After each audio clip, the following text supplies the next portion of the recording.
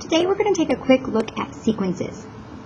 Looking at number 1, starting with the terms 10, 7, 4, 1, and -2, I'm going to start by finding the change or the common difference between each of these terms.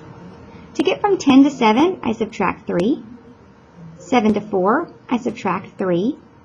4 to 1, I subtract 3. And 1 to -2, I'm subtracting 3. The common means that it's the same change between each term. The difference means that we're subtracting. Just like when we were finding slope, you take y2 minus y1. So 7 minus 10 is a -3. This is called our D, which is our common difference.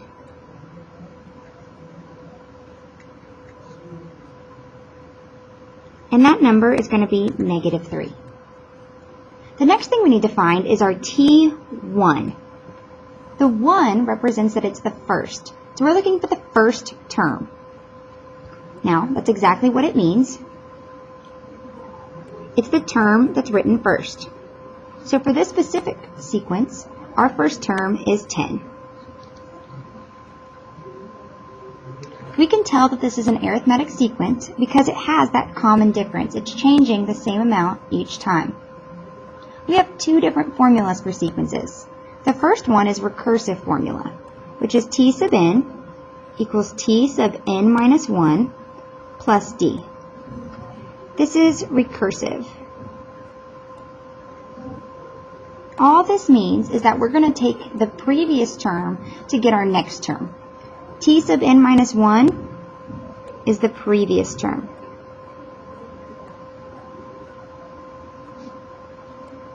T sub n is the nth term, which is any term that we want it to be. So to find any term, we can take the previous term and apply the difference. So let's practice for this sequence.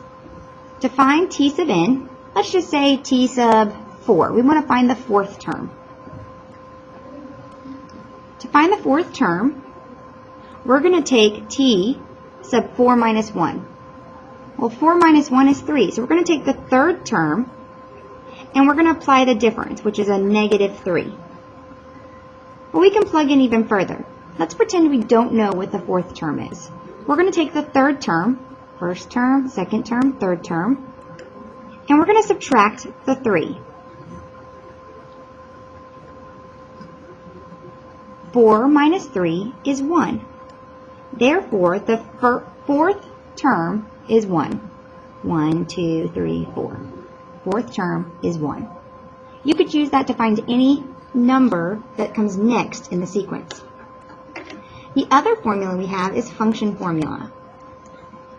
T sub n equals, we take our first term, which is T1, and we're going to add the difference times n minus 1. This is function or explicit formula.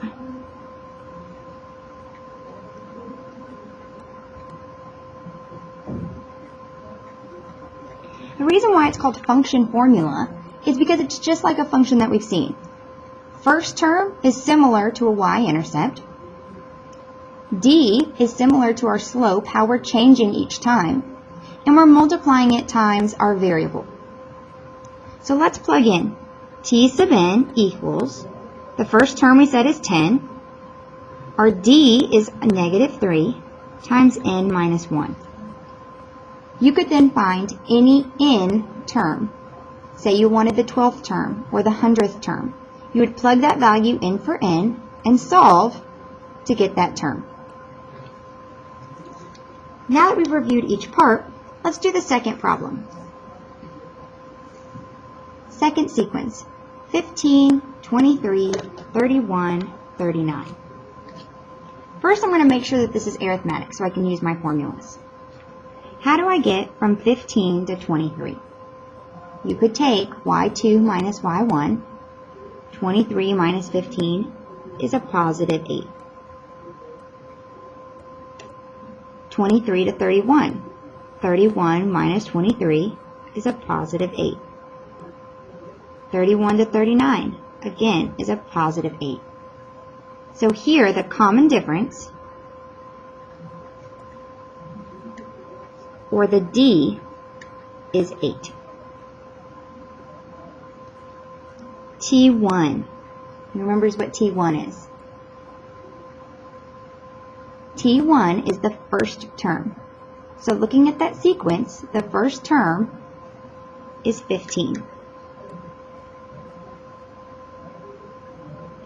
So recursive formula,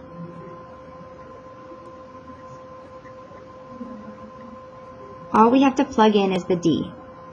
T sub n equals T sub n minus 1 plus, what's my D? 8.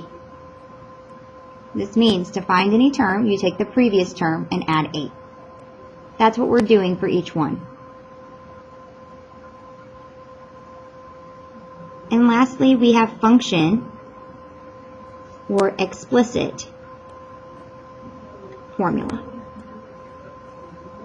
Here you have to use the first term, which is 15, plus the difference, which is 8, times n minus 1.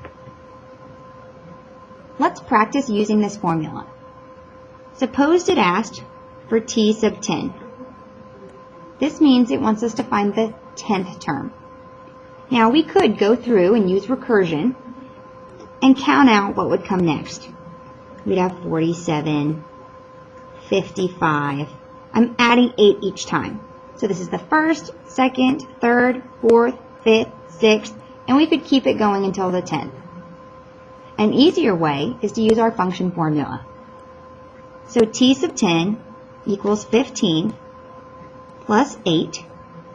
The n value that it's giving me is 10 minus 1. So t sub 10 equals 15 plus 8. 10 minus 1 is 9. According to PEMDAS, we did our parentheses, so now we're going to multiply. So T10 equals 15 plus 8 times 9 is 72. And the final step is to add. So T sub 10 equals 87. So let's go back and finish our recursive and just see if that fits. So first term, second term, third term, fourth term, fifth term, sixth term. Let's keep adding 8. So the sixth term, 1, 2, 3, 4, 5, 6. So the seventh term is 63. Eighth term is 71. Ninth term is 70. We're adding 8, so 79. We're adding 8 again, so it would be 87. So first, second, third, fourth, fifth, sixth, seventh, eighth, ninth, 10th. The 10th term is 87. So we had to add 8 over and over and over again, or we could use our formula. So now try to do the example given on your homework. All you're identifying is the 4 things right over here. The common difference, the first term, using recursive formula where all you plug in is the D, and then your function or explicit formula where you plug in your T1 and your D value. Everything else stays the same. We'll go over it some more tomorrow in class.